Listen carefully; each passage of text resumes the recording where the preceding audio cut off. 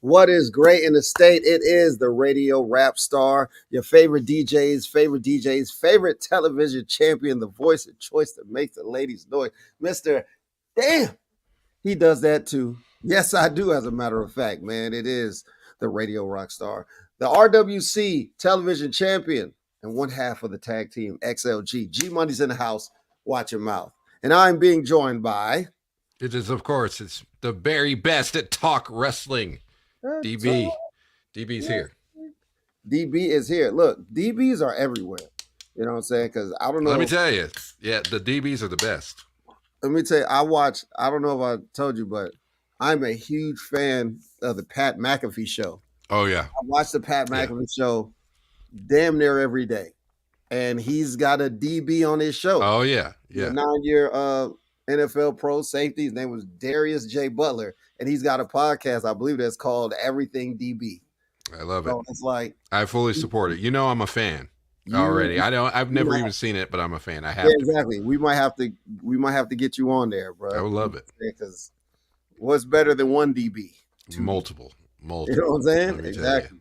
What is good, Edwin? We out here. You know what I'm saying? Welcome to another episode of the Smash the Mat podcast. And we missed last week, but we're coming off an very interesting, not even a week. We had a war. We had a Tuesday night war. That's right. That is correct. We had a Tuesday night war. And this was interesting because I believe it was yesterday, right? Yeah. Major League Baseball had a playoff game. They had a playoff game on TBS or TNT or whatever channel. TBS. I have no idea. Yeah, they had it on TBS, the usual place where all elite weirdos is on. Right. So, they decided to not move to today, Thursday. They decided that they wanted to put their show on Tuesday, going straight up with competition with WWE NXT. Insubordinate, churlish, if anything. If anything. Yeah. You know what I'm saying? They were next level, and they knew they could have did that. They could have moved to Thursday. We know they could have moved to Thursday, but no. But of course, and then we started getting word of big things happening on NXT. Not only was John Cena the greatest of all time, was going to be, according to WWE. But they call him that. He was going to be in the corner of Carmelo Hayes, who was facing off against Braun Breaker, who had Paul Heyman in his corner. Yes, not to mention Asuka, the undefeated NXT Women's Champion. Like she never was defeated in NXT before she got called up. Was facing off with Roxanne Perez, and then word of the man who stopped racism. And your new undisputed WWE Tag Team Champion with the one and only main event Jey Uso, Cody Shabazz Rhodes X, was going to be on NXT to make 3 announcements. That's right. So, but on the flip side, All Elite decided to try to bump up their title night. They were going to have Moxley versus what's his face? Ray Phoenix for the international title. I thought it was Orange Cassidy. Well, wait. Originally, it was supposed to be Moxley versus Ray Phoenix. Okay. Yes. And then also Swerve Strickland was going to face off with Bryan Danielson. Oh, I'm sorry. Yeah, you're right. For the number 1 contendership to the TNT title, which is now the real world title, All Elite. And Adam Copeland was going to have his very first match on All Elite against Luchasaurus. There was also going to be a women's title match between Shida and Saraya. And I felt like there was other matches that were promoted and announced that were supposed to be big deals, but Jay White versus Hangman Page. That's what I was thinking. Jay White versus Hangman Page. Switchblade, breathe. Yes, who is currently holding the AEW World Title hostage. But the night came and NXT dominated. We're just going to go ahead and tell you. Not only did all this stuff happen, Cody was the GM for the night, the general manager of NXT for the night. And then what else did he do? He announced that that there was going to be a men's breakout tournament. Yes, breakout tournament. The women's, and the return of the Dusty Rhodes Tag Team Classic. Yeah, so you know what? For a second, I thought that he was about to enter it. I thought so too. And it's not too late. Really did they? I don't think they announced the bracket yet. No, they didn't. Yeah. Asuka won. She is still undefeated in NXT. You know how mad I would have been if she would have lost. That would have been. Second, it looked like Roxanne was like, it was close. It was close. But Asuka, Asuka still is undefeated in NXT. What else? Carmelo beat Braun Breaker. Yes. And then The Undertaker came out at the end of the show, the American Badass himself. Yeah. Dead man. Well, no, they didn't even play that song. No, they played the Kid Rock. Yeah. I am American Badass. Yeah. Watch me get. I was wondering, you done it now. That's what I want to hear. Did a big mistake. Like, that's the one. Okay, let me tell you. Real wrestling fans know what the iconic American Badass theme is, and it's "You're Gonna Pay," and that's real. Dead man walking. You done it now. Y'all gotta pay. Y'all gotta pay. You done it. What? I'm looking around like I did something. Like I didn't spill nothing. I didn't drop nothing. I didn't break nothing, bro. If I would have heard that, I would have lost my mind. Dead man walking.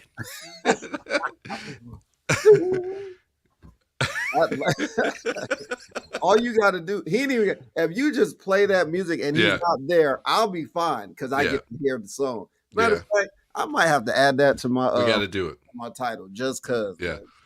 You done it. It's crazy because I don't listen to rock music, but when I listen to rock music, it's usually wrestling. It's a wrestling theme. Honestly, wrestling exposed me to other music types. I swear it did. It made me like other music types. Yeah. Especially like my favorite, we're going on another tangent, but my favorite Triple H theme was his My Time. AC/DC? No, My Time. My Time. Oh, yeah. That's my favorite Triple H. Is that the one? 1, 2. Yeah. That used to be my heat though. Is this thing on? What's it hit?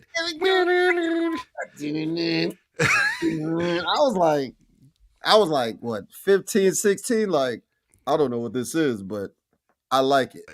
You'll hit me with that Triple H. I used to when I used to make my characters in whatever WWF game, I used to always use that theme. Yep. They low key used to slap, dog. Yep. I used to always pick for WWF Attitude, they had that Nation theme. It's like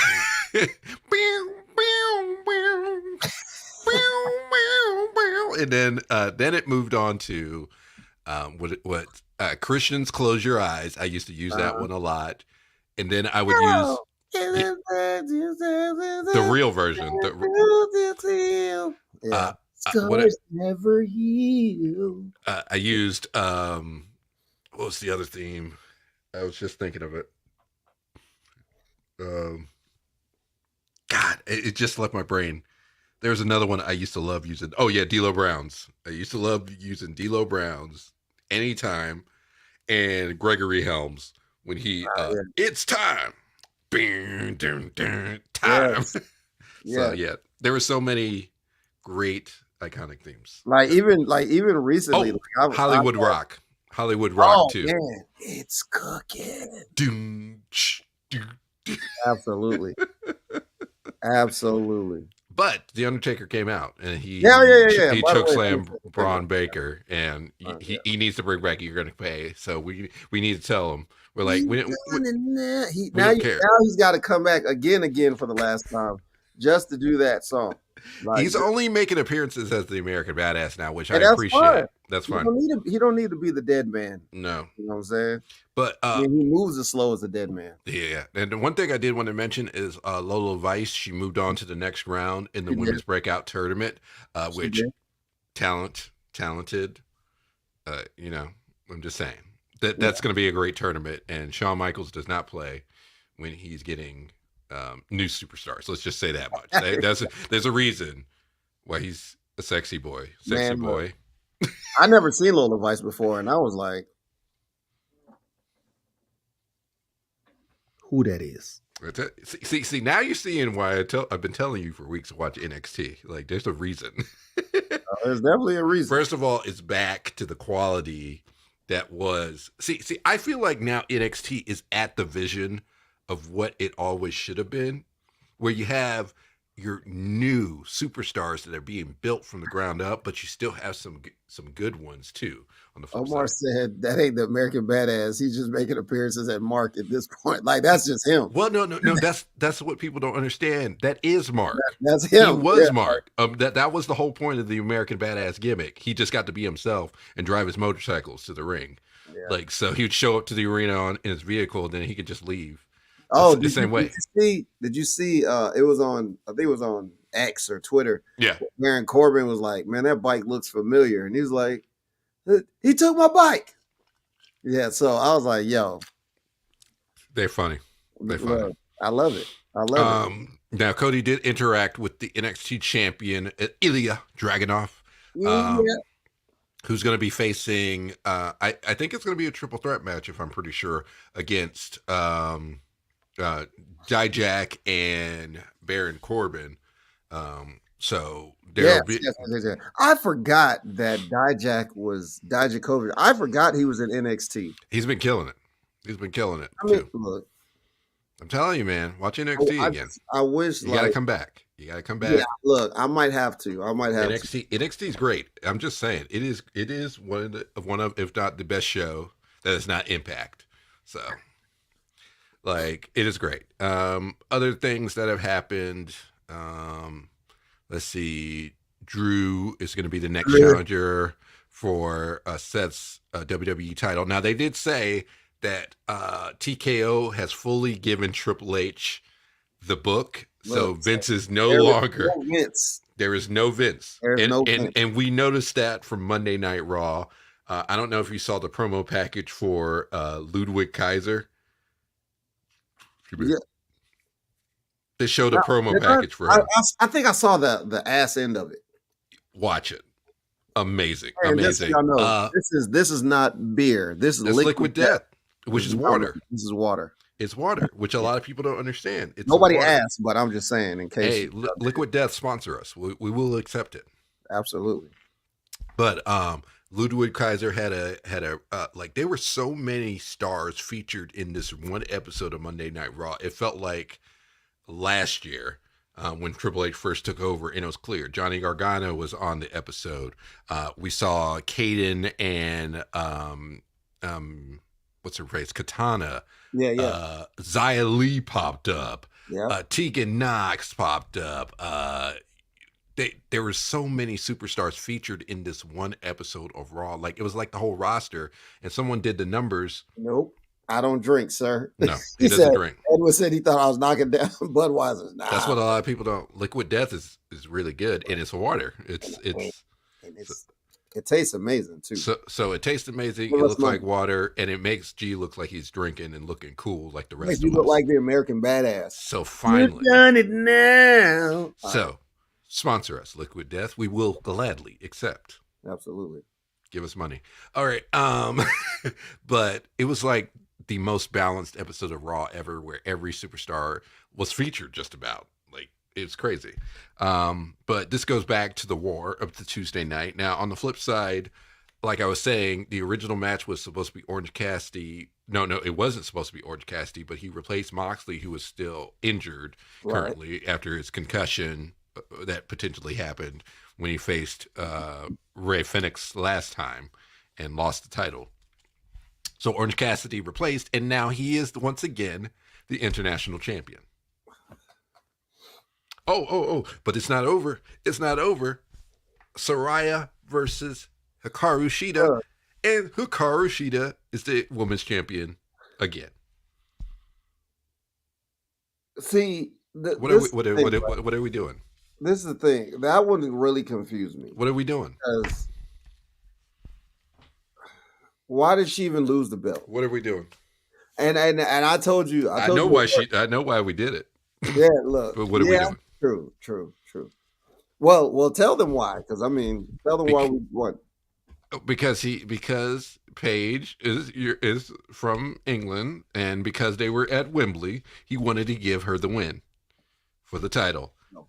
And for one thing, wanted to piss off one of his superstars whose whole gimmick is to be a Freddie Mercury queen, person, Emi Sakura or whatever. Yeah, she does the whole Freddie Mercury thing, but instead of giving her that theme, he gives "We Will Rock You" to Saraya, who was a heel going into the match, but all of a sudden was a face now, so she could win the title, even though she could barely wrestle. She only wrestles every 3 weeks because her neck is still hurt. I don't think people understand. Maybe we don't know something, but it's clear that they're actively protecting this woman who probably shouldn't be wrestling because she could probably be paralyzed. But because you wanted to give her a big win in England, you did that. And then just to give it back to someone else. She's barely been featured on television since she won the title. Bro. And it's confusing to me. And I personally think they only gave. I feel like they have Hikaru Shida win because she was talking about on her Twitter that she was going to leave. She was talking about leaving. Mm-hmm. So, yeah, and then she won the title not long after that tweet, the first time. Look, exactly. So it's like, yeah, I know. Regardless how you feel about AEW and their women's division, they can't lose Hikaru Shida. Like, they can also Jade Cargill, and they can lose this person, that person. But to me, two people they absolutely can't lose is Hikaru Shida and Britt Baker. Regardless how I feel about no offense to Britt Baker, they could lose Britt Baker. What is she doing? I mean, I'm just saying in general, like it was built off of just my personal opinion. What is she doing though? Like that was the only women's match the whole night. This is true too. What are we even doing anymore? Like I'm trying my best. Like you know me, since day one, I've been trying my best, but the same problems we've been talking about since this company started, it's still happening. It's happening, and now other people see it, and now Tony is losing. In fact, Tony lost his mind because just spoiler alert, despite having Edge or Adam Copeland. Mm-hmm. And now they're going to feud because Danielson beat Swerve, which that was another thing I did not like. Even though, I don't, look, I'm always cool for a Daniel Bryan win, but why did he didn't need it? He didn't need it. He didn't need to beat Ricky Starks. He didn't need to beat Swerve. Like, what are we doing? And not to mention because now Ricky Starks has gotten beaten twice. They gave him the tag titles with Big Bill by beating freaking. That's what really lost me. Like, where did that come from? By beating them, exactly. By beating FTR. What are we doing? Do we even know? I didn't even see the match. Now I feel like I need to see the match. Oh, it was so random. It didn't make sense. It made zero sense. They gave them to a thrown together tag team. Hey, didn't we just have a show about makeshift tag teams? Yeah. Yes, we did. And fun fact, did you know this is the first title that Big Bill has won since he became a professional wrestler? Ever. He damn sure didn't win any in WWE. Which they should have. They were actually over tag team. Congratulations to him. See, there are two people that deserve that for sure. is because Ricky Starks, and I remember we talked about it months ago when they had a match with, it was the Young Bucks, the Acclaimed, Ricky Starks and Hobbs and Swerve. In fact, it was all out. It was all out. I remember that night. That was the same night CM Punk lost his damn mind. It was all out. They were in this big match, and we felt that um, it was Starks and Hobbs. We felt that they deserved that tag title win, but Swerve and Lee won the match still. Yeah. Yes, but it was overshadowed. He should have won it then. Ricky Starks should have been won the title a while ago, but they had to do this because after Jade, he's gone. I'm telling you, there's no question about it. We know Ricky Starks, his best friend, his name is Cody, last name Rhodes. Cody Yep. has his list of people. Yeah, they were super over. Yeah. Yes, they were. Oh yeah, and they were super over. I'll tell you whose fault that was the Hardy Boys. Sadly, the Hardy Boys came back and took their WrestleMania win, and that's why Big Bill never won the tag titles. Boy. I'm sorry. It's what happened. It's. I mean, I love the Hardys. I do, even though they both frustrate me. But I love the Hardys. That's just how it goes. But they took Enzo and Cass's win. That was supposed to happen. Which sucks.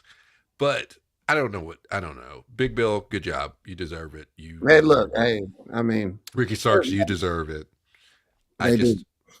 Only thing I wish, if they're going to win, and AEW fans say all the time, they got compelling storytelling. I don't know what the story was.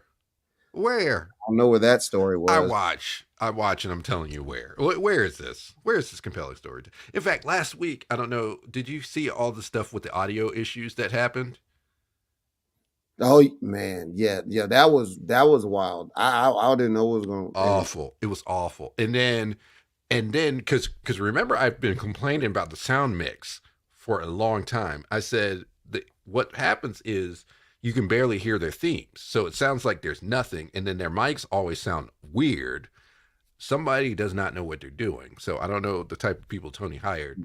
But after that, it was the best sound mix that I think I've ever heard them. After that mess up, and then they fixed it. Like, that was the clearest I've heard Jericho's theme in years. And you couldn't really hear the crowd singing, but honestly, I hate it. Maybe it's me. I'm over it. I'm over people singing along to teams. And maybe it's not so bad with WWE because they do a good job with the balance where you could still hear the theme. You can hear the crowd a little bit, but it's not overpowering. Like, I don't want to hear these randoms in the crowd barely singing along on key to a theme. I'm sorry. I don't care. Judas in my mind. But honestly, it was the best. And it was the best Kenny Omega's theme sounded. Everything sounded so pristine. I was like, okay, they stopped messing around with that sound mix. And like, it ruined an Adam Cole promo because you couldn't hear any of the audio. Then they showed it again. And then it was kind of a funny segment, but I just don't even know what this clown show is become. It's ridiculous. But what is this clown show? All that being said, freaking NXT beat AEW. Like, the ratings came in and it was 921,000. Yeah. And AEW 609,000. Mm-hmm. That's crazy. Beat him. And then first he was talking trash before. He was talking trash leading up to this. He was going in. But Tony Khan, let me tell you something about Tony Khan. He gets really, really beefy when this comes. Yeah, like, yo. And he said this is one of those situations where like somebody had to take that man's phone. Mm-hmm. But they won't because he was the boss. Because he just started tweeting. He started going off. But yeah, they were talking about that Shawn Michaels was going to win the award, and he sent that saying, he blew the lead. I still booked better. Like, it's like, bro, you didn't. But that's not all. That's not all this man did. Bro, somebody had tweeted. He had tweeted something, and somebody tweeted something to him like, "Sorry, man, we're watching NXT." Yeah, and he responded to the fan, "Well." No, I saw a report or a dirt sheet or something where people were saying like the backstage vibe is like people want him to get off his phone. Yeah, they want him to get off his You phone. know, I don't pay much attention to dirt sheets, so take No, that. no, but that came out that I day. believe that one. They probably saw the tweets. Like, oh my god, But dog. show what they probably saw, because there are more in this whole fun Oh stuff. man, Uh, this one was funny. this one about Vince has power and using to take cheap shots and oh With lord. Lewis to shoot a lot of shots. I thought that was hilarious. I was like, okay, I'm like, this are is you funny. serious, bro? Like Not gonna lie. you programmed the shots. Not gonna lie, that was funny. But here's the big one. Here's the one that was probably the worst possible. Oh my god! Like All right, so this is this week, Tony wrote, this week, two active, decades long rating streaks from two great legends were ended. With all due respect, until this week's head to head AEW on TBS versus WWE on USA, neither John Cena, as Santino Marella says, John Cena nor The Undertaker had ever been on a WWE show with under 1 million total viewers and under 400,000 in the demo. Bro, that is, he said, he was saying that like he's the one who accomplished that. Now, granted, technically you could say he did because he was on the other side of that, but it's like if you're in a fight, it's like if you're in a fight and you got knocked down in the second round, but you probably happen to like bust a guy's lip or something. yeah. Well, I left a mark. Well, yeah, but you got knocked out. You still lost. You still lost. And guess who has not said anything during this whole situation? Anybody from WWE? Anybody from WWE? Shawn Michaels, nor Triple H, not even Vince, that said nothing. Yeah. Nothing about this. So who really looks ridiculous? Now, I get a lot of people that say, man, Dana White used to just go in on this different stuff. But do you know what Dana White would always still do? He would talk about his people, the people that the UFC fighters. He would talk about the fighters. Tony Khan, I have not seen him mention anybody that's on the roster once during this whole thing. This whole thing. I mean, I've gone through tweets and stuff, but he's always focused on the numbers. We're doing this, we're doing this, we're doing this, which is good. But I think the problem is Tony Khan is not the type where he wants to change the world, but he has to be the one to change the world. Right. So he was kind of like CM Punk in a lot of ways. When I remember that Triple H called him out, he's like, okay. He said, I used to. He's like, when I stab you in the back, I'd look at you in your eyes and tell you I'm going to do it. He said, you do it differently. You want to be the hero, but only if you're the hero. Like, yeah. Yeah. Yeah. Yeah. Yeah. Yeah. But, and I think that's the same thing with Tony Khan. He wants to be the best booker. He wants to book the best shows, and that is what it's about, because he's a rich kid. I mean, he used to hang out in Ring of Honor chats, so that tells you everything about him. Like, he was a forum guy. Now, all of us old people remember the forums in those types. Forums has the worst possible people. They sit there and talk about everything that they hate. And don't lie. Don't lie and say, the social media is worse. No, you were never in the forums then. You don't remember those days. If you want to hear the worst things ever, you go to forums or Xbox Live chats. Okay. Oh man, yes, especially when you playing the game. Especially when you play the game. You play like Call of Duty or these people say the most racist and offensive things to you, and they don't even know you. You're just playing. You're playing in a freaking video game. You're playing Madden or Call of Duty, and they say the most hateful things. And it's the same thing with forums. And Tony Khan used to live on those things, so that tells you everything. You can't give those type of people a ton of money. They don't handle things well, and this is proof of that. Yeah, he was proud of himself for doing that. Yeah, I just read that. That was good. Bro, it's just hilarious, dog. Hilarious. So I don't know. I think it was entertaining. It was crazy. It was hilarious. I was like, man, like this is what the real talk. That's what the show should have been based on. These tweets, bro. Like, because he was going ham. He was going He was ham. going ham. Now, I don't know if you saw this TKO interview from Ari Emanuel, the guy in charge. He started listing the reasons why the stock went down, and he listed, Vince was. I was like, oh, Vince, you failed. You failed miserably. Because people, it's like, let's think about this for a second. I always go back to what Vince did in this whole situation of what has happened over the last few years, which is crazy to say it's been years. So if you remember, let's break this down. If you remember, word got out to the board that Vince was paying women off that he had been sleeping with that worked for the company. He was making he's made numerous hush money deals. Now, numerous. Yes.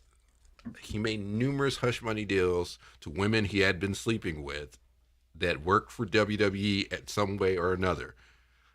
They would get in a relationship and he'd pay them off. And there was one in particular who worked in, I guess, the legal department, a black woman, surprisingly enough, which really? made. I didn't know about that. Oh, you never saw her picture? Oh, yeah. She was black. She was black, which is crazy. But what happened was Vince wasn't the only person that was doing this. It was his boy, Johnny Ace. Yep. So this woman was gloating about how Vince was going to do this and that for her and other stuff. And Vince, he probably got a little too like, nah, it ain't like that. So he had to get rid of her. So what he did, he put her in the different department to work under Johnny Ace. And then Johnny Ace tried to do the same thing with her, the same messing around and stuff. So he passed her off to someone else. She ain't like that. And then so they let her go. And then she started trying to extort and everything. Right. But then I guess somebody tipped them off. Like there was a family member of hers or somebody that knew the situation because she signed an NDA, which most of them did, where they weren't able to reveal what transpired. Well, she told somebody else, and that person sent an anonymous email to the WWE Board of Directors, which includes Stephanie McMahon, Nick Khan, Triple H, and a ton of other people. And that's when the investigation started. And when all this was revealed, that was when Vince decided to retire from WWE. Right. Ugh. Yeah. After everything. And then, I guess, in the midst of that, that's when word of WWE getting ready to sell, which they'd been talking about it the last year or so before, and during that investigation. Then, out of nowhere, which a lot of people don't remember this, Vince sent a letter to the board saying, I'm going to help you with this sale, and you must let me back on this board by this date, or I will put myself back on the board. Yeah, he gave it an ultimatum. He gave them an ultimatum. And guys, he really did this. No, he did. He really did this. And then the board said, no, we don't want you back. So Vince said, I bet I'm back on this board. And you two were fired and fired two people off that board. Right. Kicked them out and put two people back in place, two people that they had just let go not long ago, but they were his people. And then Stephanie told the wrestlers and stuff like, okay, hey guys, everything's going to be okay. Then she was like, I'm bouncing. And she left WWE. I ain't got nothing to do with this. She's like, I just can't. Bro, this did turn into Debo. And he did. And then Vince proceeds to make a deal with Ari Emanuel saying, hey, buy WWE. You own UFC. We can make a company. I can be in charge. You need me to do this, that, and the other. And then they're like, okay, we'll do that. And they made that happen, putting Vince back in charge. But, or so we thought. On the flip side, what Vince didn't account for was real business people who take this stuff seriously.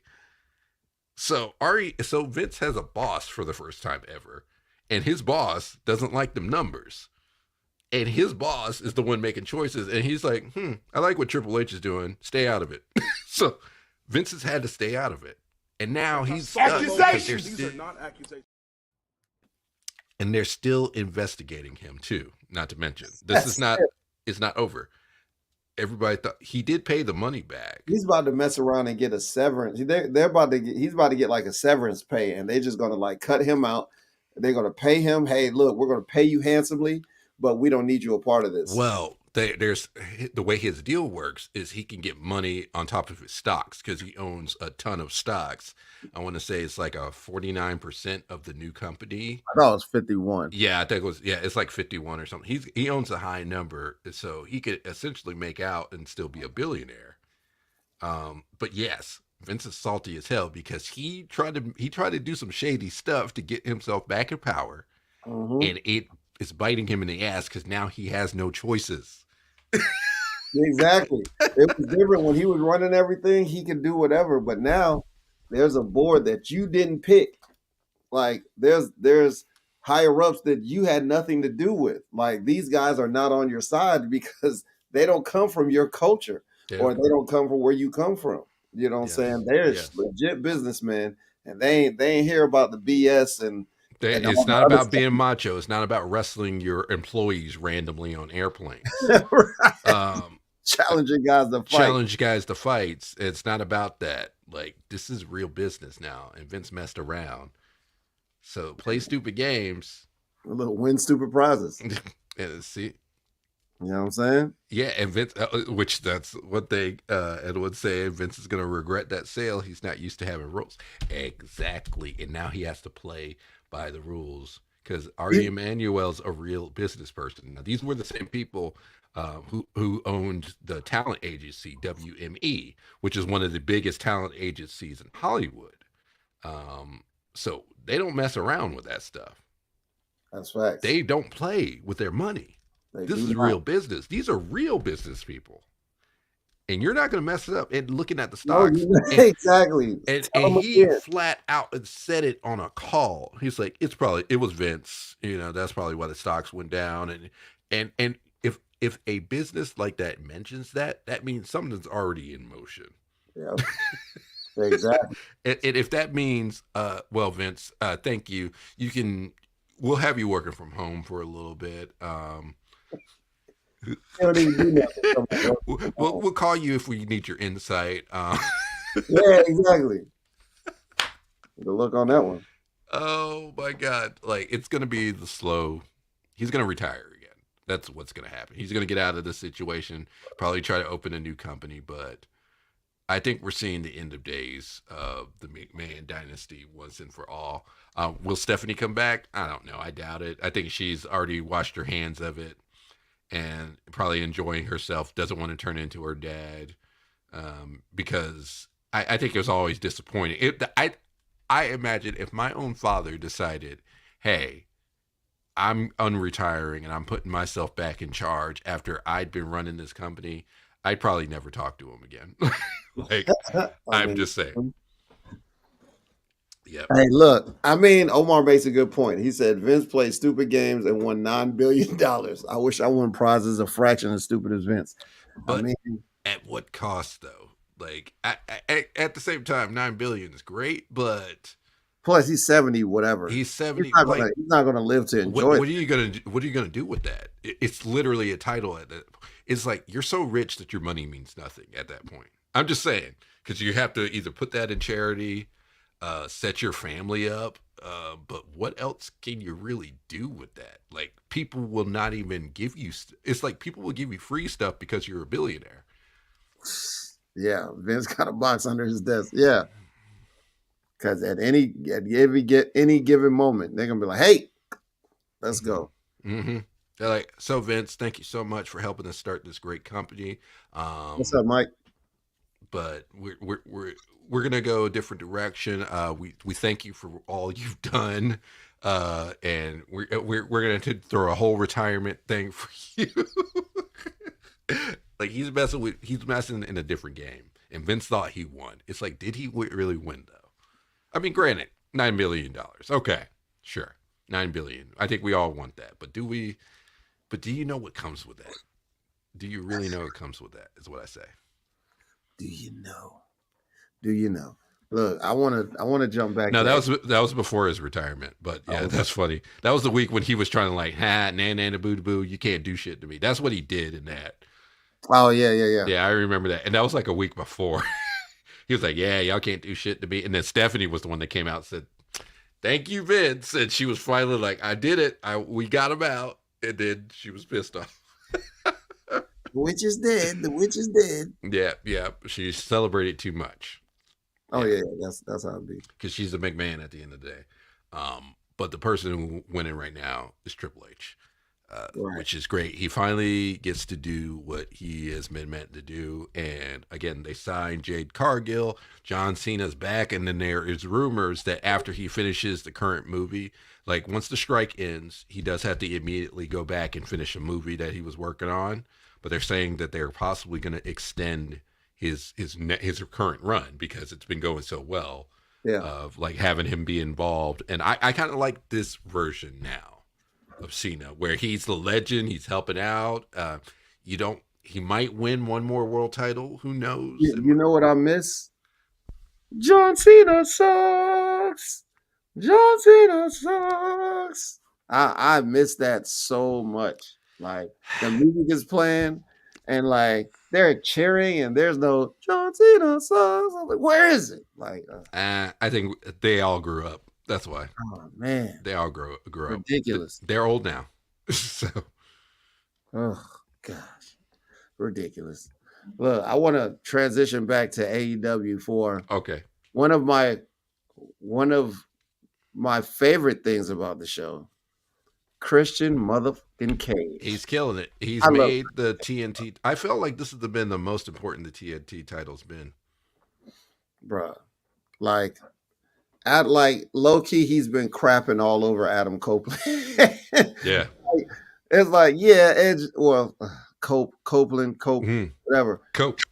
I'm just calling him Cope. It's I hope that fun, sticks. but I feel like Christian's outshining him without even wrestling. He is. Like, come on, he did a 3-word Yes. promo after all that, after all he did on what was it, the week before? Yeah, where they hugged. He's Hit like, you with the the GFY.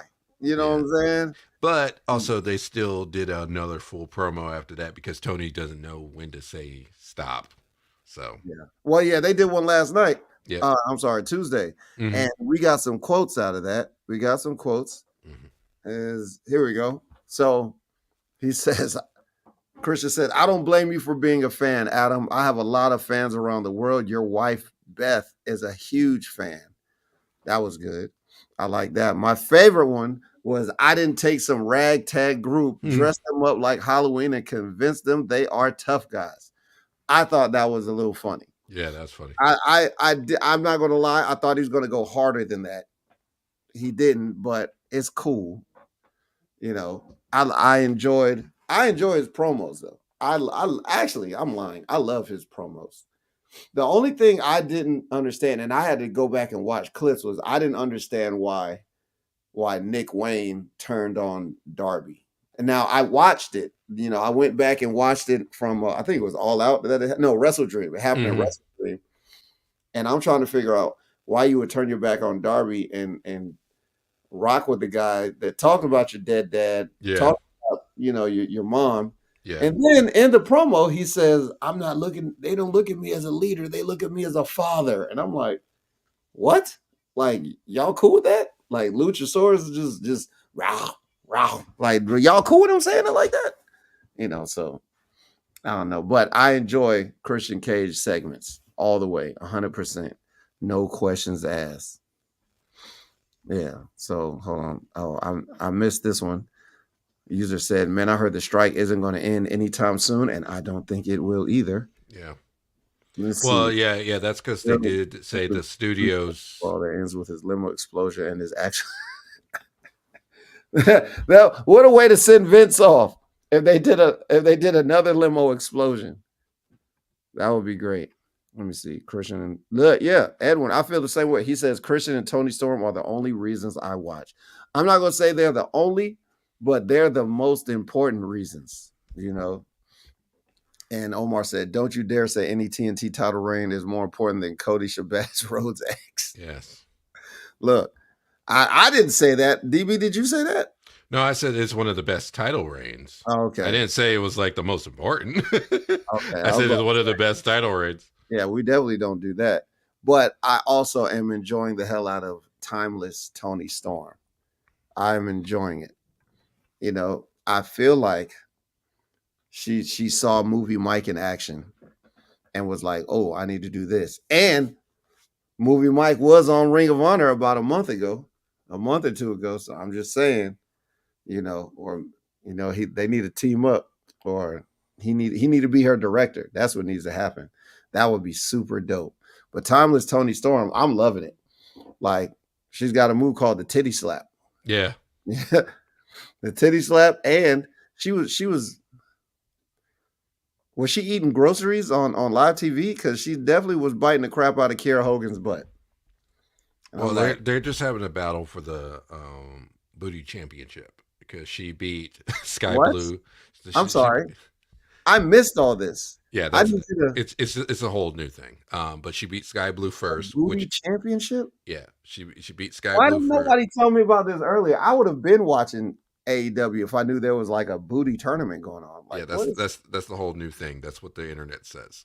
But she beat Sky Blue first in their little thing. Which, by the way, Sky Blue and Willow are turning evil now since they got spit in the face by Julia Hart. Julia Hart. Yeah.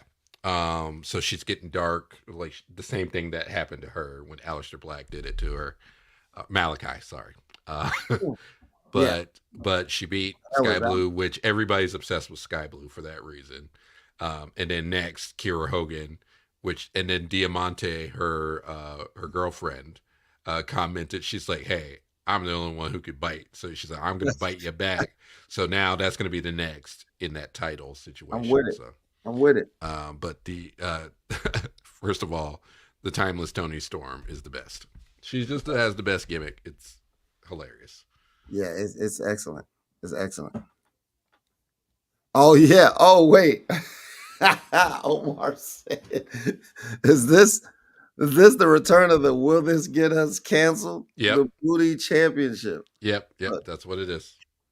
You know what? I might have to apply to do play-by-play during every match for this, because look, I like JR, I like Taz, and I don't have an issue with Excalibur anymore. He's chilled out a lot, and I've realized he's chilled out a lot. I've noticed they're fine, but they're not bootyologists. Exactly. I'm a bootyologist. Yes. And because I've done commentary, I could actually perfectly depict and descript what's going on in the Booty Championship match, which also happens to be a wrestling match. Like, in fact, show the world how we will be looking at that match. Oh man, look. First off, we will be watching very intently. Absolutely, no questions asked. And it will be how will now you see the cuppage, the voluptuousness of the Tony Storm and the Kiera Hogan.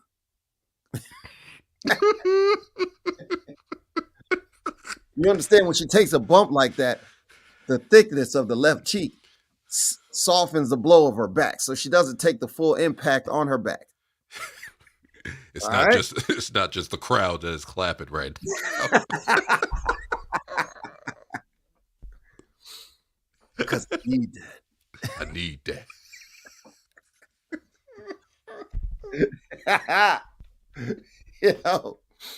Oh man, wait. Oh yeah. But yes, look, guys. I was born. Look, there's a few things I was born for, but when we talk about booty and wrestling, that's me all day long.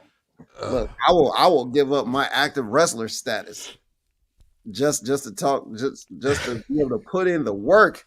I'm pretty sure I have to study hours of film. You know what I'm saying? Yes.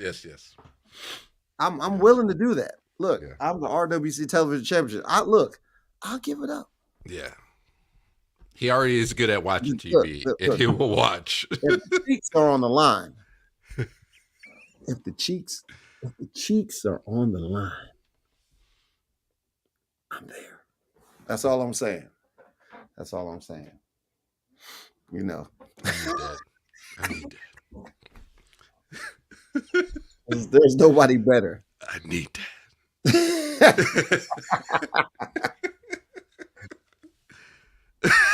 If the cheeks are on the line,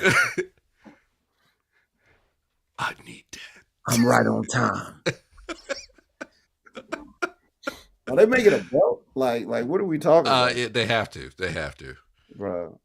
Or a No bust? one said this Maybe out a loud, bust. but Maybe they make a bust. yes. No one said this out loud, but it's assumed. I think this Yeah, is what's happening. It's in This was like when Lash Legend and Nikita Lyons faced off that first time. I remember the internet was in shambles during that match. That was one of the few times I Yeah. went back to watch NXT while I wasn't watching. Yeah, it was still 2.0 then. Yeah. Yeah, and I hated 2.0. We hated 2.0, but everybody watched that night. Let's show you how we watched that. Yeah. Bro, I was don't play with me. I was on that one. I was watching that one like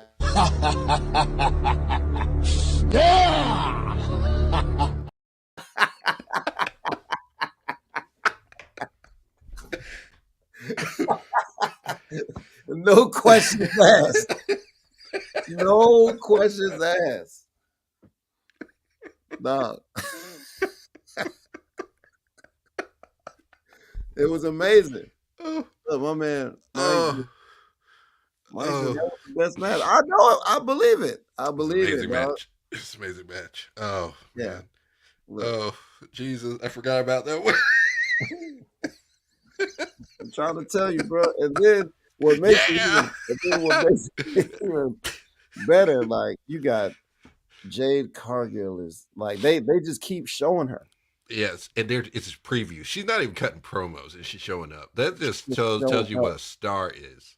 She is taking over, and she stands out. Like, it just goes to show WWE can take a real star and make them a superstar. Out of nothing. She ain't did nothing. Nothing. She ain't did a damn thing. Oh, so when she shows up and punches somebody, and every time she's on screen, I'm just like,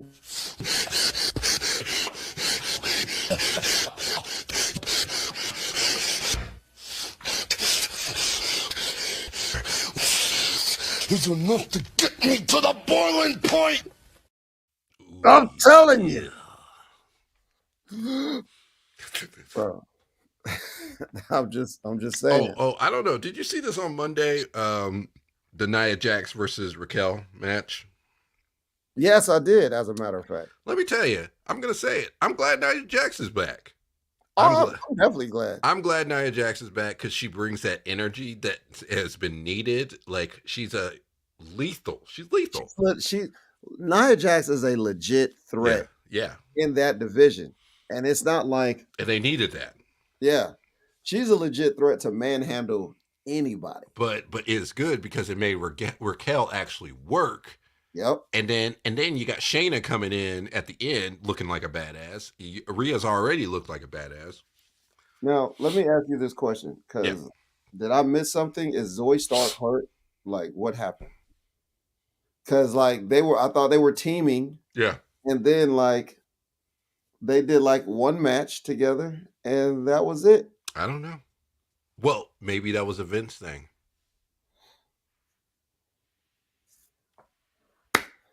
Maybe that was a Vince thing. Who knows?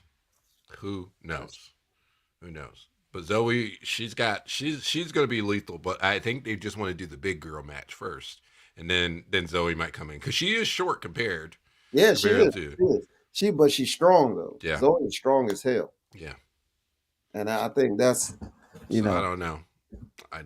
There's a lot of compelling potential Yeah. matchups going on with WWE right now, especially on the women's side. So yes. Well, I guess real quick, let's get to what was going to be a big episode last time. So we didn't really get that many responses for this category, You but know what? It's been a minute. it's been a minute, so we'll go ahead and do it. We originally asked you all for the worst gimmicks, Yes. and I said, who has the worst gimmick, or what gimmick do you hate that others loved, and what bad gimmick did you like? So I went through a couple here, like our good old friend Edwin, which thank you, Edwin, for always being a loyal watcher and listener for the show. Edwin says GI Bro, which is our good old buddy Booker T. Um, yeah, so that was always a good one. Let's Damn, see, GI Bro. GI Bro. You know what? I heard about GI Bro, Yeah, but I don't remember watching like watching him actually wrestle. it I was see it was pictures of very short, and it was for that Misfits in Action, which was a WCW faction that included um, Hugh Morris, or what was his other name?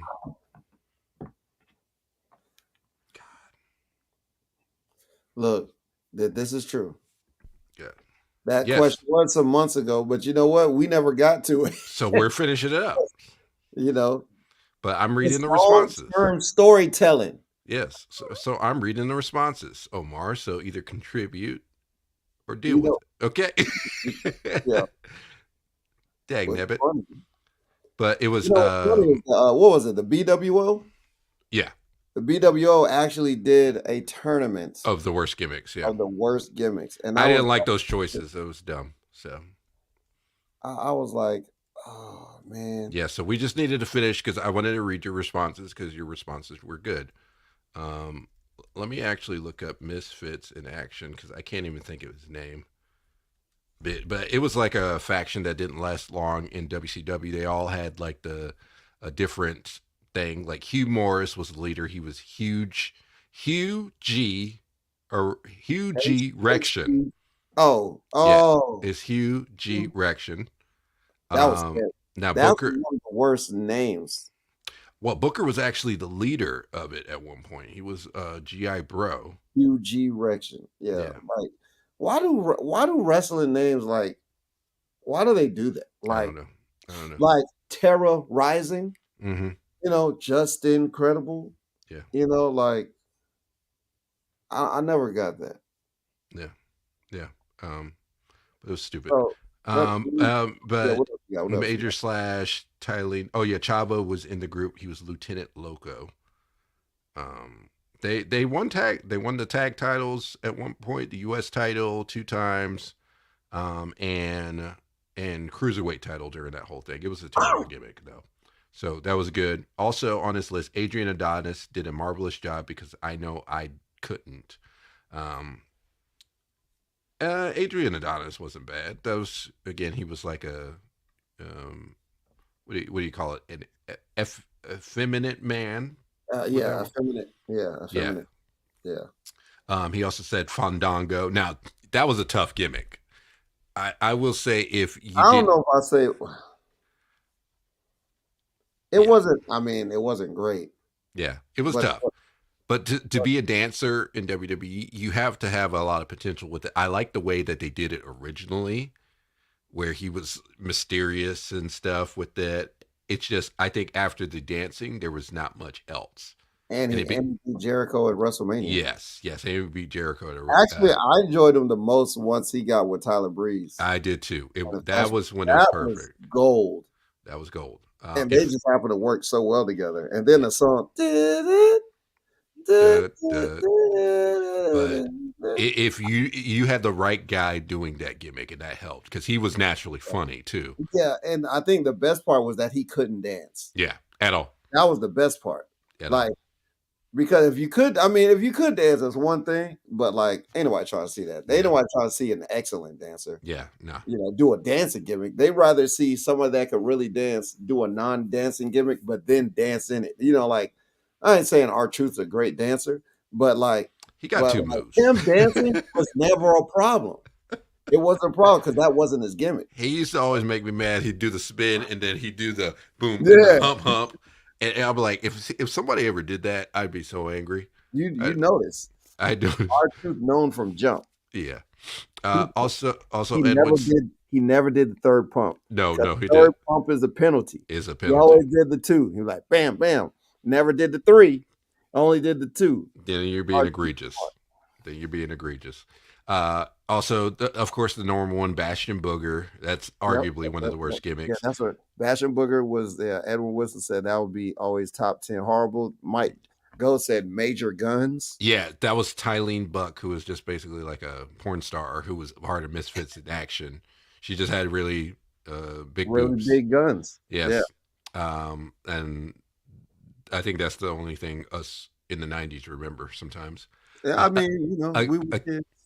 Akeem, the African Dream. Yes. Yeah. Let me tell you, you had the right kind of white boy to be in that gimmick. He was pretty funny with that. Because wasn't that Earth? No, that wasn't Earthquake. No, it was no, that was Typhoon. Typhoon, yes. It was Typhoon. Yeah, he kind of killed it. I'm not gonna lie. He made it work. See, back in the day, no, it was One Man Gang. Oh, yeah. One Man Gang. Okay. Yeah. He made that work, and as long as you get a person that can make it work, that's how it used to be in wrestling. You got whatever the boss says, and you made it work. So that was something. Was there anything worse than the Red Rooster? Yeah. The Gobbledygooker. Yeah, the Gobbledygooker is still the worst because it never followed up anything after they were promoting an egg the whole night. Also, Oz was pretty trash. Oz was pretty bad. That was a pretty bad gimmick. Here's one, Sami Zayn. I guess Edwin put that as a what gimmick did you hate that others loved? Oh, he doesn't like Sami Zayn. Yeah. I could agree because after coming off of El Generico, I think the original Sami Zayn, because there was really nothing to go with that. I did like the conspiracy theorist. That made sense. But now he's just the lovable guy. See, you know what? I'm glad we're on this because I was just thinking the other day, like, I know a lot of guys have bad gimmicks, but a lot of guys have no gimmick. Yeah. Like Seth Rollins has a gimmick. You know who didn't have a gimmick? Edge. Edge didn't have a gimmick for a long time. Well, yes, you're right. Now Edge and Christian had a gimmick. No, Edge and Christian did have a gimmick, but I'm talking about after he was the Rated R Superstar. Yeah, after that. And even the Rated R Superstar is like, I guess he was edgy. Well, yeah, he was the ultimate opportunist. He was a cheater and stuff. That finally gave him something, if anything, because for a while, which that's the big thing, is Edge makes sense in AEW because I feel like he is still one of the lower main event guys. It's like, granted, he reached the main event guys, but I don't think WWE ever considered him like one of the top main eventers ever. Right. And they never did. I mean, I didn't treat him like that, even when he was. They never treated him like that. He was always he was the next main event guy. Like even Orton's higher up on the pecking order than he was forever. So him and Christian in a lot of ways are on the same level, and they've always been. So it makes sense, even though they chose Edge over him a lot of the time. So it makes sense for him to be in AEW. And another thing, right? Yeah. John Cena didn't have a gimmick either after he dropped the Doctor of Thugonomics. Once he became the big baby face, what was his gimmick? It was John Cena, American hero. He was a Marine. Like good guy John Cena. Yeah. That's all it was. At least being John Cena was the gimmick, yeah. Right. Like at least with like Randy Orton had phases, and every phase was a different character. Like first he was just a young kid. But then he became the Legend Killer. That was a gimmick, Then when he went bald, he was doing the punt kick. You know what I'm saying? He was the Viper. That's when the Viper came in. Then you had the RKO out of nowhere, Randy. You know what I'm saying? And even if those aren't like necessarily like gimmicks, like this is what he was about. This is what he was about. Well, I feel like that happens eventually to everyone is they reach that level where their gimmick is being who they are after being so. Yeah. And you know Tony wanted to do it. They said that actually Tony Khan revealed that So Edge. now for people that are watching now, listening and not watching, Yeah. Omar put up a comment, and I didn't mean to cut you off, but Yeah. No. You're right. Because people are going to be listening, be like, why he just changed what he's talking about. So Omar said, if AEW would have given Edge the Sexton Hardcastle gimmick again, I would have been such a fan. They wouldn't dare do it. That's a ridiculous name. That's ridiculous. Yeah, that was one of his early names when he first started wrestling. Sexton. But what was I gonna say? I don't even know. I lost I'm it. sorry, man. No worries, man. It's all good. We got to send a shout out to the guys, the people that are watching live, Yes, thank you. on Facebook and on YouTube. And then there's going to be people that are going to be listening to this on all streaming platforms. So we appreciate you. We got to let you know what's popping. We appreciate you. But anyway, let's go back to the list of gimmicks, and maybe that'll jog something else. Now, Edwin also said Dan Spivey as Waylon Mercy. Yeah, it was Waylon Mercy. Did you not like that gimmick, Edwin? Or did you... Wait, Dan Spivey as Waylon Mercy? Yeah. Who was like the early version of Bray Wyatt in a lot of ways. Like he was cutting all these mysterious promos and stuff. Yes. Okay. So Edwin, did you like that gimmick? I thought it was a good gimmick. It's just our superstar Sexton Hardcastle. That would be. I mean, that kind of makes a lot of sense, but whatever. Now it makes sense for this name. But that was not a bad gimmick. He also said the gobbledygooker. He said, as much as I loved Eugene. He loved Eugene, and that was a bad gimmick. So what's a bad gimmick that you liked? A bad gimmick that I liked. Yeah. I did always want to know what Kerwin White was going to do. Like I did want to see that. Just to see. I wanted to see what was going to happen with that. Jeez. Oh, no, Gilbert. Gilbert was the one in gimmick that was so bad, but I liked it because I thought it was hilarious. What was another one? I like Toru Yano in New Japan, but I wish I knew Japanese just to know what he was saying because he never wrestled us, as far as I know. And I know he's wrestled some serious matches. Yeah.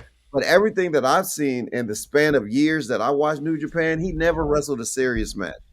Never. I got another one. He was over as hell. He was always selling a DVD, and I always wanted to know what the fuck is on that DVD. Yeah. He always had like a bunch of stuff that he was selling. Yeah. So Toru Yano for sure, for me, like that's a guy. I'm trying to think of somebody that's English. No, I got one. Dolph Ziggler. You didn't like Dolph Ziggler? No, that was a bad gimmick that worked. Because you remember, they originally... Oh, yeah. His name. Yeah.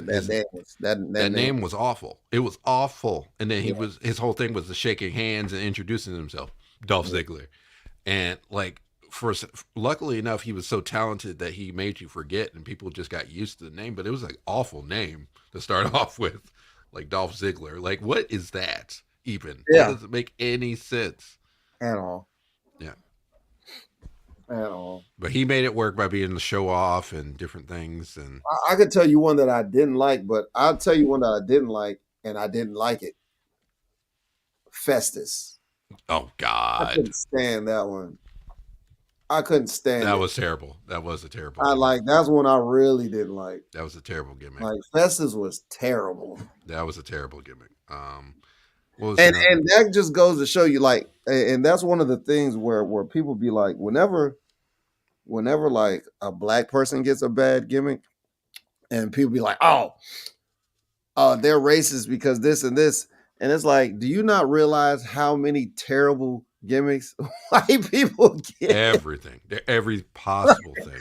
There's the problem is so many white wrestlers get bad gimmicks that once a black wrestler comes along, they don't know what to give them besides something stereotypical, because they don't like. When you look at the amount of stereotypical gimmicks that the white people get, that the white wrestlers get, it's crazy. It's awful. It's just like. And look, Festus was super trash. Like it was awful. I agree. Festus was super trash. Let me see. I missed a few of them. Here's one. Mike said the ringmaster. Yeah, that was. It's so bad that they didn't do it again. I don't even know what that was about. Here's another one. Dewdrop. The name, because it wasn't even a gimmick. It wasn't. He was like, he was just her. She's a fat. She basically, Vince was just saying she's fat, so that's the gimmick. Yeah.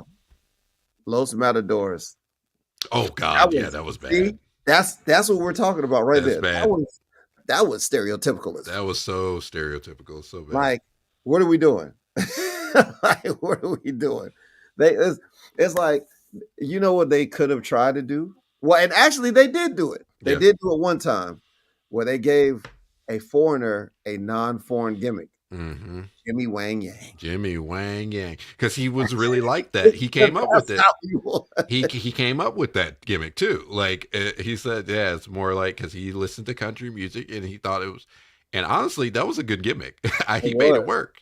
It was entertaining. But what's another good? What's another one? I can't say a good one. Well, what's this? Well, a good bad one. Omar said they give white wrestlers so many bad gimmicks that they ran out of white wrestlers to give the gimmicks to and resorted to travel. Let me tell you, I'm telling you, I wanted to at least see Kerwin White on Raw for a little bit. I just wanted to see how far they were going to go. But Eddie Guerrero passing away stopped that.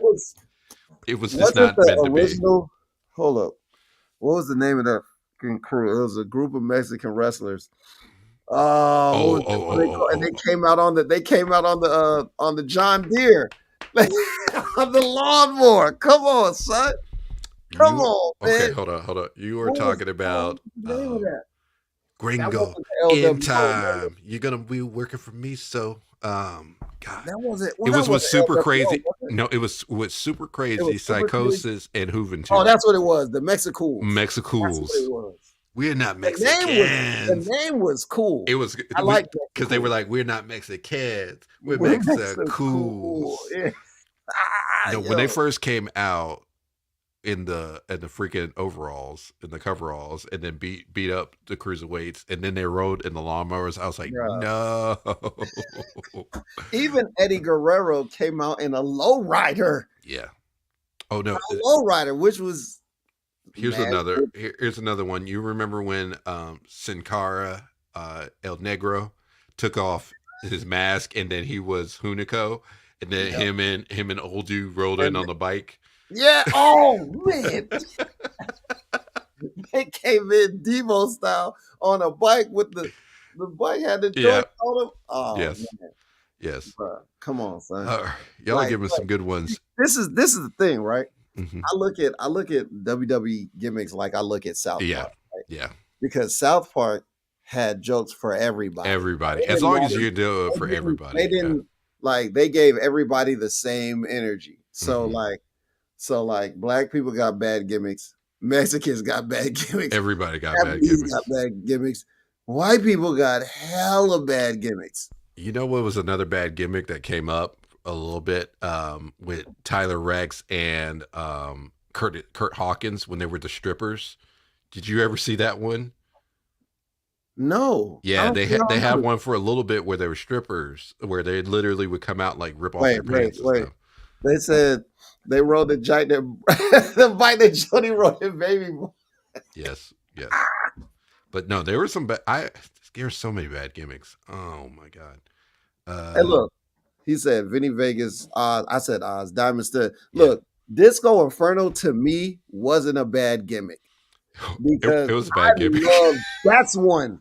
I love Disco Inferno. I love Disco too, but that was a bad gimmick. He made it work. But Disco Inferno was hilarious. Yeah, wasn't it the 70s guy too? Like Mike Awesome when WCW brought him in. Yeah, he had like an afro or something. Mm-hmm. Yeah. But man, Disco Fever. Yeah. He's so funky.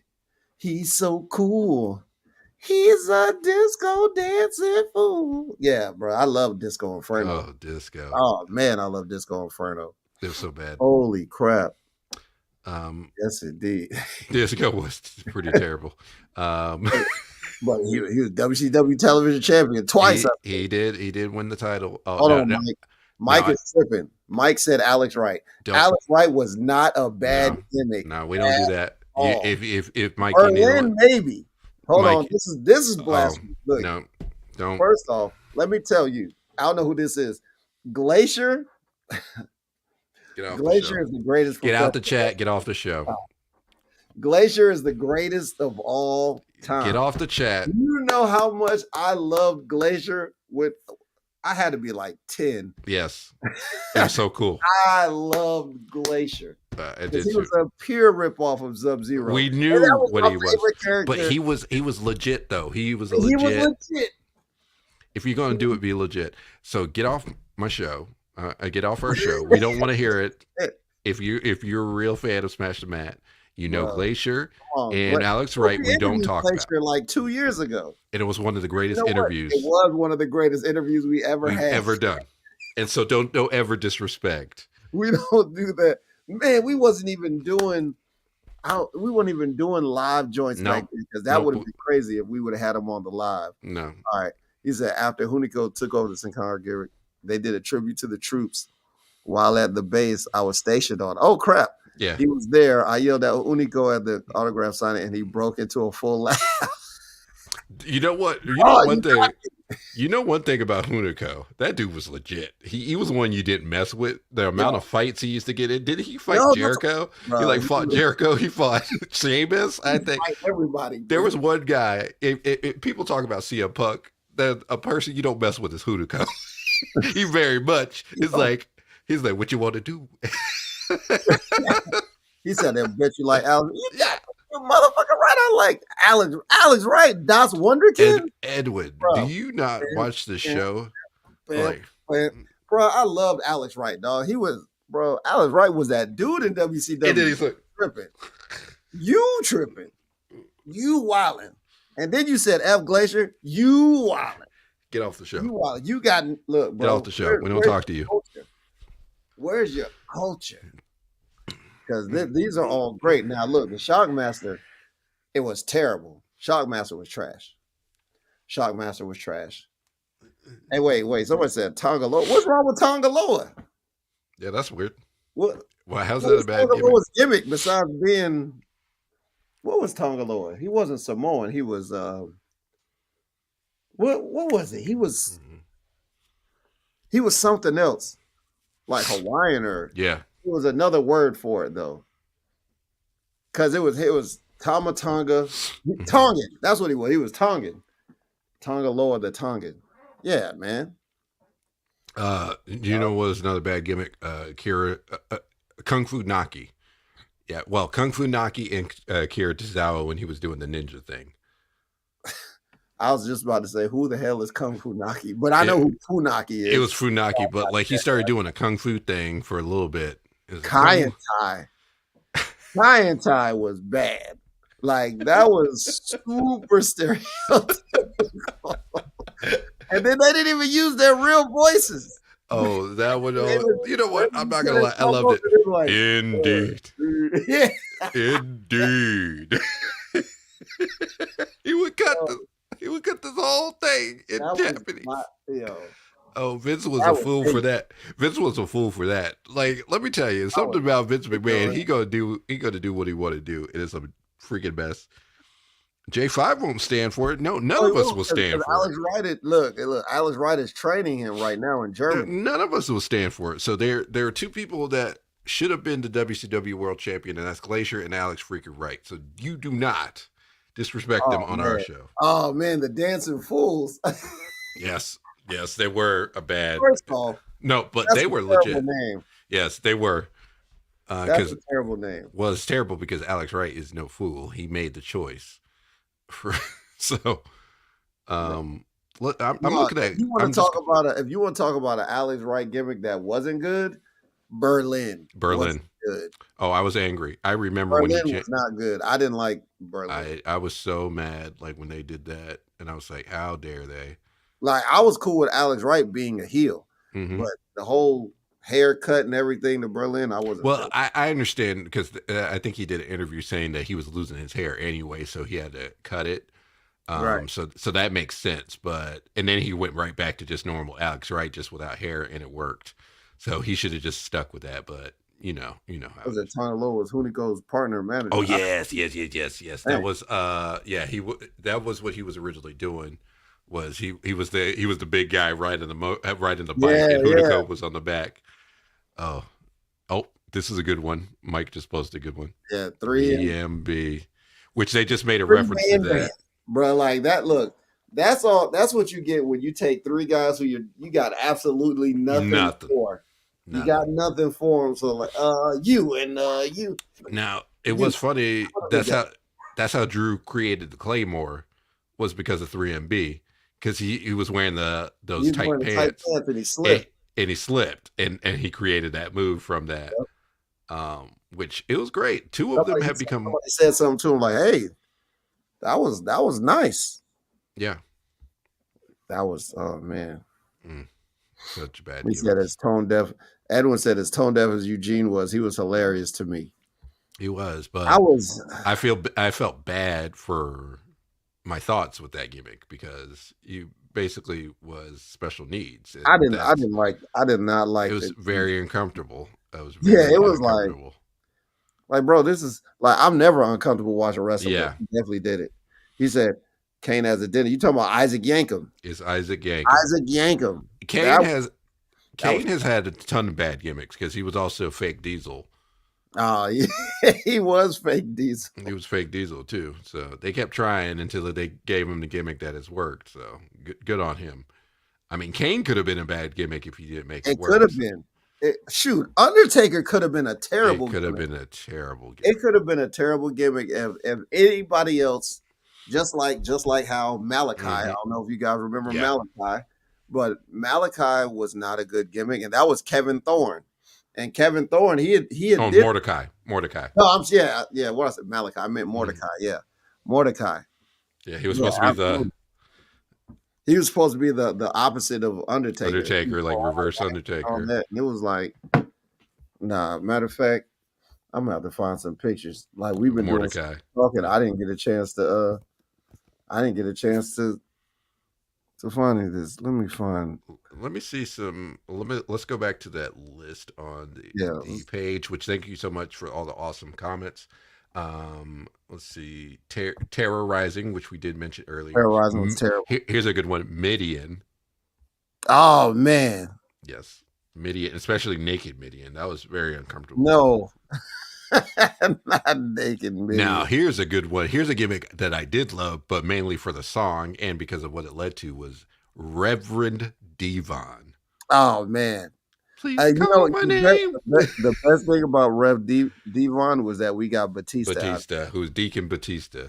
Yeah, Deacon Batista. Which I remember hearing the interview with Cornette, because Cornette was pissed off because he was Leviathan, who was still doing that type of gimmick. So they call him up, and they make him. Oh yeah, that's Mordecai. It's such a weird gimmick. Yeah, and then but he calls up. They call up Batista. They make him grow his hair, and then they make him a deacon. And he was like, "I was just doing a dark gimmick." Like that's when they used to just change him up, just to change people up from developmental all the time. Man of War. Man of War. Oh man, that was a good one. That was a good bad one. Yeah. Now one gimmick. Here's a good one. Man Mountain Rock. What? You've never heard of Man Mountain Rock? I feel like I've heard of it, but okay, search him up. Search him up. I'm Let me looking see. right now. See if you remember Man Mountain Rock. Because that was his name, Man Mountain Rock. Yes, Man of War was just incredible. Yeah. Oh, his real name was wait.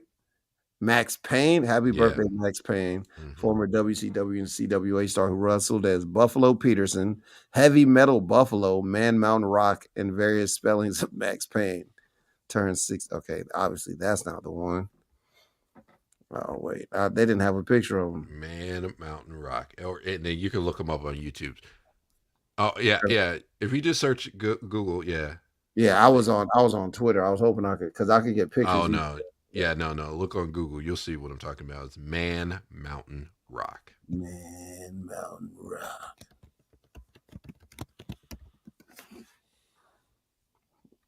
Max Payne. I guess that really is, yeah. The worst of WWE. Oh, that was him. Yeah. I had the right. I had the. Oh, you did have him? I had a picture. I just didn't know what he looked like, so I thought it was the Okay. wrong one. But he's got a guitar, like a WWF guitar. Yeah, I'm looking at it. See, before the matches, he used to play that song. It was the same song that Albert and Droz used to come out to. It was that.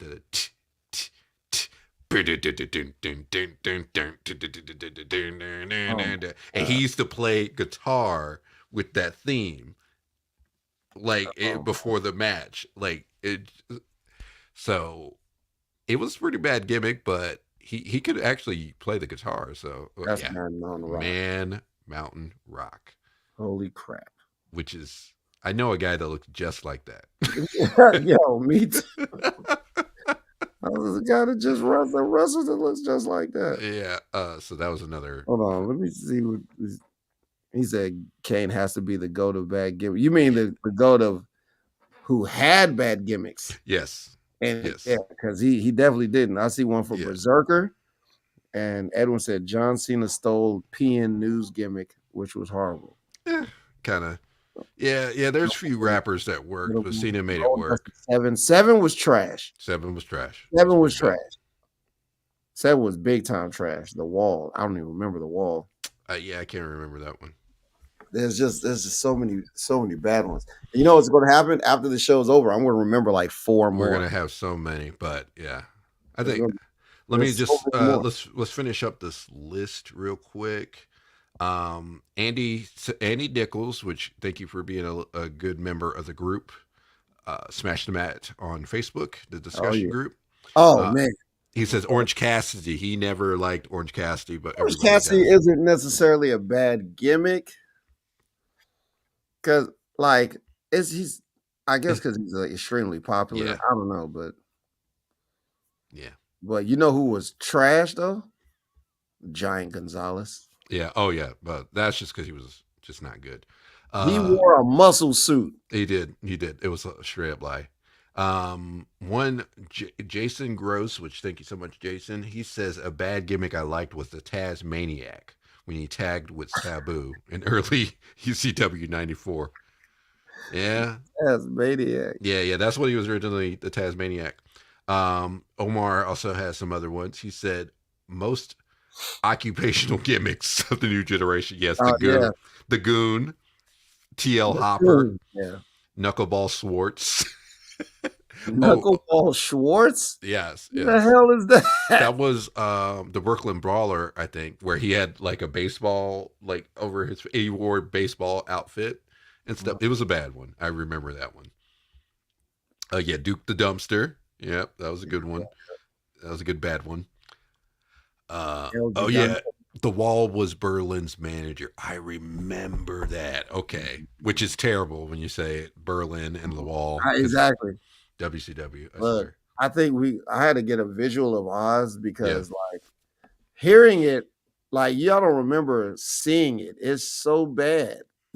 It's just that like at some point you got to wonder how did we think this was going to be a successful character? I don't think we did. I think sometimes they really don't, but they're just gonna like, well, let's get him out there, give him some time, because you know how promoters are. They're like, well, let's get him out there, see what he can do. Can he make this work? And a lot of times they would do that, or they would rib the boys, or give them intentionally bad gimmicks to see what they will do. Right. Because that was what the wrestling business was built on, was working people. Here's another one. The copyright pushing gimmicks. Arachnaman, Oz, Beetlejuice. Here's one. The demon, the Kiss Demon. Oh, man. Yes.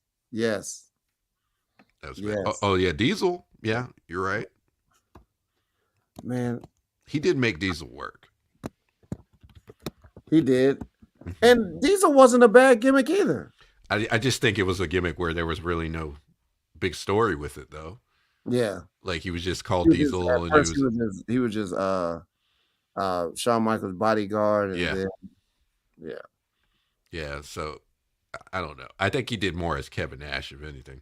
Uh, the You'd Get Canceled if you did it. Festus, Eugene, Norman the Lunatic, Virgil the Manservant. Yeah, that's rough. So what about this? Hold on. Let me find this picture. Okay, I found a picture. Let me load this because Harlem Heat this when they were slaves at the beginning. What? wait, Omar, what what? are you talking Oh, you about? talking about, bro? Just because they was with Colonel Parker does not mean they was slaves. They weren't Stop. slaves. We're not doing that. But you know what was wild as hell that I didn't realize at the time? You remember Terry Crews as Yeah, T T Money? Money. Well, he wasn't even he wasn't really a wrestler. Yeah, Battle Dome But was like, he had a whole storyline. yeah. He had a whole storyline, bro. Yeah. As a matter of fact, I went back and rewatched some of that stuff. Oh, some of Battle Dome. Yeah, some of the stuff they did on on WCW. Yeah, bro. Yeah, they were trying to build to the I crossover and don't stuff. even remember what Battle Dome was. Battle Dome was like American Gladiators, essentially. It was they were doing different things like facing off with them, and it was literally American Gladiators, but with even bigger characters. That's all Battle Dome was. So I didn't really. Like basically, it was American Gladiators mixed with wrestling. That was essentially because they all had characters to go with it. They said the entire second season is available for purchase on iTunes and Amazon Video. So we might have to. You know what? You know what? Stream that. Let's figure out. How about this for one episode? In fact, let's do it for maybe our next episode, depending on what happens. We'll try our best, but we should review Battle Dome. We should both watch an episode of Battle Dome and talk about it. We should both like we need to watch it legit and really break it down. Let's try our best to say what we like about it and what we don't like about Battle Dome, and then let's review Terry Crews specifically too on Battle Dome. You know what? I don't think that's an episode we can do live. I feel like we're gonna have to like shoot that. No. I'm saying we watch it, but we come back. Oh, you want to watch it live? No, we don't. We don't need to watch it live. I say we watch it separately. No, that's what I'm saying. No, because and I only say that because they're not going to watch it. These guys aren't going to watch it. This is true. I feel like if we watch it ourselves and then we sit down and we record it, and then while we're talking about it, we could throw clips in it and then just put that on YouTube, or you know what I'm saying? Yeah. Okay. We can do something like that. Now, I mean, I'm not saying that we can't. I'm just saying that's just my idea. Okay. Yeah. Oh We'll come up into my lap. We'll figure it out. We're gonna figure out that, but we need to review Battle Dome. We need to watch it. Yeah, look, see, I'm not watching. I know you're not watching it, but yeah, we're gonna do this for you. But we gotta figure it out. Look at that. Mike goes to Kevin Dunn as Kevin Dunn. And what's hilarious, just watch Tough Enough, the original Tough Enough, season 1. Kevin Dunn, and you see Kevin Dunn. You see how he is. Oh man, Cornette. Yeah, you're on camera now. You happy? So you want to be all in my lap. You're on camera. All right, now get out of here. Here, gangster. I got some more from Omar from his post. Friar Ferguson. Yeah, I forgot about that one. Mr. Hole in One. Who the hell was Mr. Hole in One? I feel like it's a golf gimmick. Blacktop Bully. Oh no, these were all the gimmicks just from Barry Darso himself, because he was the Repo Man, Mr. Hole in One, Blacktop. Look, I low key love the Repo Man though. Yes, Repo Man was good. Oh yeah, Rikishi did have a ton of gimmicks. I did forget about that. He was Junior Fatu, Make a Difference Fatu, the Sultan, and of course Rikishi. You know that's a gimmick that could have been terrible, but he made it work. Rikishi. Yeah, my answer for the worst: Samba Simba. Yeah, that was a bad one. Simba. Yes, that was a bad one. Holy crap! That was the man Ron Simmons for sure. Samba Simba. Yeah, that was really I bad. heard a ding. I don't know what that was all about, but we I think it's time for us to be done. Then I don't know. I had a random ding. Salt in the I didn't spirit. hear. But I hey, didn't hear. but I think we've done. We I feel like this. I think we've done enough, but we haven't done enough until we're in the fudge. Where in the yeah, we haven't done enough until we talk about Woo wings! Yeah! Woo woo! Wings! Legendary flavors! World Championship wings! Woo! Woo wings! Yeah! they said Yeah, Samba Simba was actually Tony Atlas. saw I'm that getting too, it mixed up because I'm thinking of the original Farouk and where he had the gladiator stuff when he first debuted. So, bro, I didn't yes. like that either. I thought I that didn't was like it. It was I thought that was terrible. extra dumb. Woo wings, legendary flavors. And look, we talk about wings, and here come. Oh, okay. I didn't know you was already in here, Brian. Yeah, Brian's been in here for a bit. Yeah. Yeah, because he was the one that said Gold Dust at 7. He said it was Tony Atlas after discovering his African roots. That's hilarious. Yes. So many bad gimmicks. I mean, Dusty Rhodes, the common man with the polka dots. It could have been really bad, but he made it work. And he hated it. Right. I do love that interview where they talk about it, where he talked to Vince. And that's one thing a lot of people don't realize is you think people do hate Vince McMahon, but not personally, because they say he is the most charming and he could convince anyone to do anything he wants. Like that's the thing about Vince McMahon is he was just so charming that he convinced all these wrestlers to be cool with it, and then they walk out the office after talking to him like, wait a minute, he duped me. So all this Riz kids talk about, Vince had that. Like he literally convinced Dusty Rhodes, who was pissed off about this and thought he was trying to make a joke, and he convinced him it was a good idea. And Dusty was like, yeah, okay, I get it. And he made it work. You don't understand. No. This No, come on, pal. You know, no, you put on the vocal dots, you know, you make the kids smile, and goddamn, pal, it's going to be good shit. Bro, let's go. Vince could convince anybody to do anything. No, facts. That's absolutely the truth. That is absolutely the truth. Jeez. And that's how. Shorty G. Oh, man. Shorty G was terrible. Shorty G. I'm glad that was short lived. Short lived.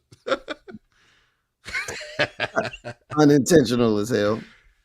Oh, yeah. R-Truth. Hold on. That wasn't. Look, no. This didn't make that work. That was. He was Ron the Truth. That's not a gimmick, bro. That's just Ron. His name, Ron the Truth Killings. Like that's First of all, everybody does not remember the original Ron the Truth Killings. So that's one of my favorite gimmicks of all time. Quick. He built no. I'm talking Ron the Truth Killings. He built TNA because he was like one of the first big original champions. Like he came out and used to speak the truth, and then he would always come out and rap to the crowd. And that was where he was like, I be skipping and jumping for you dumbass rednecks. Y'all knuckleheads better give me respect. I'm the one. Blow upside your mouth. I don't like none of y'all. How you like me now? Good Lord. Try your luck. You get tossed. Y'all hillbillies don't want me to set it off. Try your luck. I wouldn't brag. All of y'all in Nashville could kiss my ass. Like when he was NWA champion, he used to do that rap every time. And I've never forgotten he knows his whole discography. I know the whole rap. He used to come out like that used to be the start of his promo.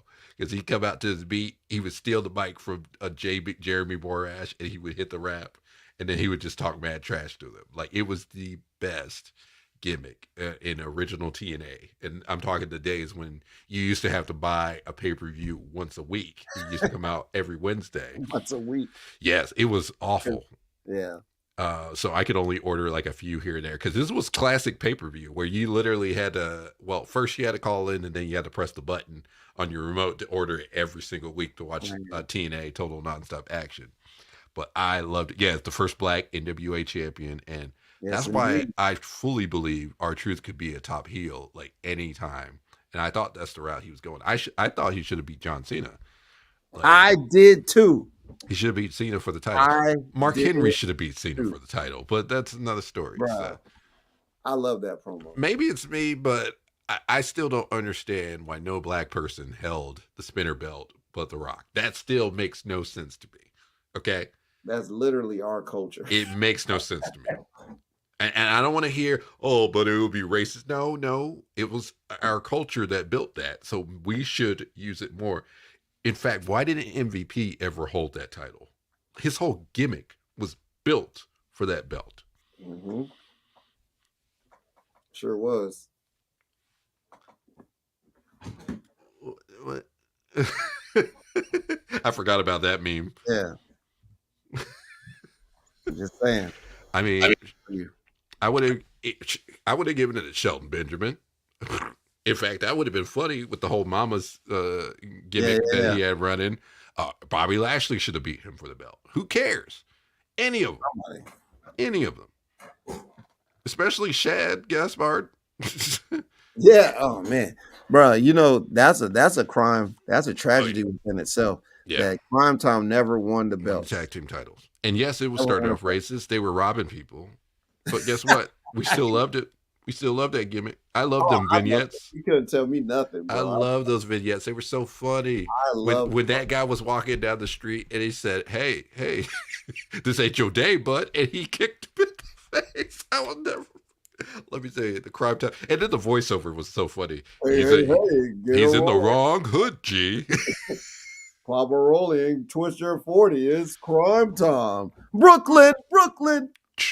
Bing, bing. And you. Yes. That's one of the things what Omar is saying here, real quick before we get out of here.